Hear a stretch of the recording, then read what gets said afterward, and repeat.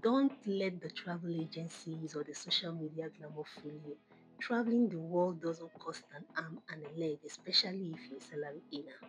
Hi, I'm 𝐿, a full-time 9 to 5er and a travel lover. Here I share tips and real stories from my own journey on how to travel as a salary earner without breaking the bank, so you can explore more without spending more and without quitting your 9 to 5. If you like to hear more, subscribe now and turn on your notifications so you don't miss any of my videos. Before you start traveling, there are certain things you have to put in place. When you set up systems and set up processes, they help you in the long run. First, you have to choose your preferred airline. This is your number one airline for any trip that you want to go on. And then you have to choose a backup, your number two. Your backup would be for the countries that your number one doesn't fly to.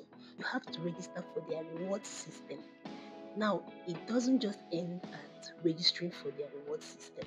You also have to look through their partners and connect their partners to your account if you can do that.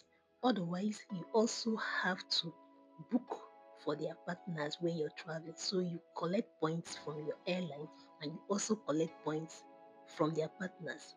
In the long run, you can use these points to get free flights, upgrade your flight from economy to business or from business to first class. You can also use these points to get discounts or even get free stays with some of their partners. It all depends. Now, when you do this, it sets you on a good path because you start to aim points. So when I was in school, I was using Turkish Airlines as my preferred airline. This is partly because they were, known as school bus or the school flight. They carry a lot of students. I mean, if you've ever traveled after summer, you would see a lot of students on Turkish Airlines. So it was the easier flight to use when going back to school based on proximity to my final destination. And I gathered a lot of miles that by the time I was done, I wasn't even flying frequently, but I was able to gather enough miles that could get me a one-way ticket. So these are some of the perks of registering for an airline's reward system. It doesn't stop there. We have to travel smarter. Remember, you're a salary earner. You have responsibilities and you can't use all your money to travel. So you have to travel smarter. I'm going to focus on salary earners because most times people assume they don't have enough money to travel, they don't have enough time to travel, but you can plan properly. And with strategic planning, you can travel more without spending more and without quitting your 9 to 5. I'm sure you must have seen a lot of influencers and other travel creators, who post their content and you'll be saying, God, when, God, when. Oh, maybe they don't have 9 to 5 jobs, that's why they're able to travel. You can have a 9 to 5 job and still be able to travel. After you've gotten your preferred airline and, added all their partners and everything, the next thing you have to do is to figure out when you're going to be having your leave. Now, you can use certain platforms online to check for when flight to the country that you want to visit is cheapest. And there are high seasons and low seasons when it comes to travel. The peak periods, there are months where people travel a lot, so prices are higher. And there are months that do not really have a lot of people traveling to a destination, so prices can be lower. Another thing could also be weather factors. So most places would have cheaper prices during their rainy season. So you can check around some of these things.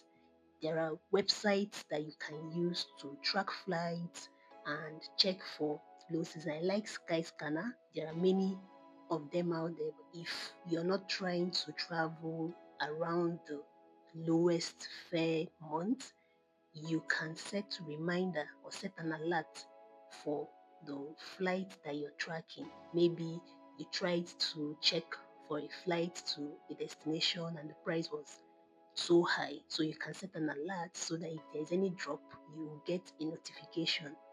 And you can do this months ahead, even it doesn't have to be around your travel date. When it comes to leave, you actually have to be strategic because sometimes your leave could be 14 days, for example, but you end up getting more than 14 days if you plan properly.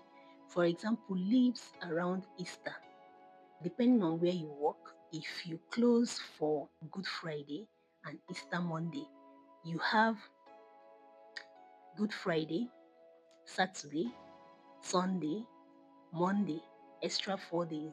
If you take your leave after the Monday, let's say from Tuesday, your leave would have started from Friday.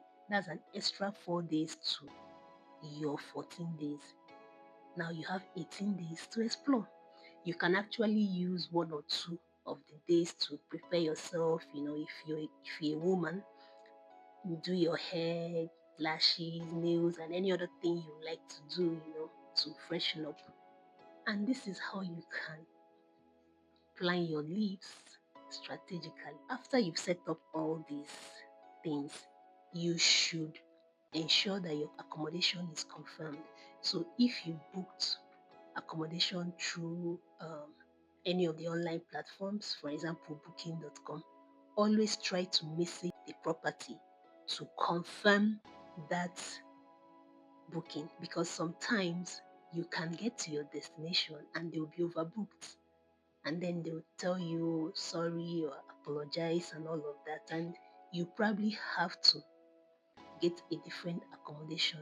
And if you paid ahead, some people pay ahead because if you're paying ahead, some of them are non-refundable, and those non-refundable fees are cheaper. Now, if the hotel for any reason or the accommodation for any reason would have to cancel because they're overbooked, definitely they would refund you, but they're not going to refund you on that day. They'll have to pass through the normal business processes, waiting time, and you're a salary earner. Always ensure that you confirm your booking with them and even message a day or two ahead, at least to minimize. Not that after you do all of that, it's 100% thing, but at least you minimize the risk of having to pay another money to find another accommodation if something goes wrong. That is an extra money that you probably did not budget for. But always have extra money for miscellaneous expenses, because while traveling, anything can happen. Another tip is combine your trips. You can do multiple countries in one trip. So you can choose countries that are very close to each other. That way you can go by flight to the first one and use other means of transportation to the others, or even cheap flights. Sometimes when countries are very close to each other, they also have cheap flights. Then you should use stopover programs. So if you're not doing combination of countries, you can also use programs. So you can do two countries, and one of them will be a stopover program for a few days, like Qatar does up to 4 days. But the trick to Qatar, based on my own experience, because I'm sure you would have seen some ridiculous prices that travel agencies are charging for Qatar visa, and they tell you, oh, you can't apply by yourself with your Nigerian passport, blah blah blah. If you want to use the stopover program, you can apply by yourself. Just book your flight and the stopover program directly from the Qatar Airways website. By the time they confirm and everything, they'll send you a payment link and like an application form where you upload your documents and make your payment. In my other videos, you would see my trip to Rwanda and Qatar. That trip cost me less than $900 for both the flights, my accommodations in both Qatar and Rwanda. Actually, the accommodation in Qatar cost me just extra $14 per night for a four-star hotel, one of the Rotana hotels, the four-star Rotana hotels. So if you know the cost of such hotels, you would know that that's basically close to 10% of the actual price per night. But I got for $14 because of the stopover program. So you can use stopover programs to explore more, and you can always come back.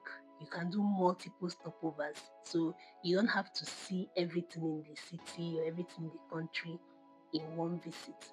You can choose specific places to go to in your first visit. Next time you go to the other places that you didn't visit, and this is how you can explore multiple countries for less. So these are some of the things that you're going to be learning on this channel based on my own experiences, because a lot of people are misinformed. You don't need to have all the money in the world, and you don't always need an agent to travel. There are some countries that, yes, you have to use an agent, but for some that are easier to do, why not do them yourself? Anyways, these are some of the basic things you need to get started in your travel journey. If you have anything in particular you would like me to talk about, please leave a comment and let me know, and I will get to it. See you in my next video. Don't forget to like, subscribe, turn on notifications so you don't miss that next video.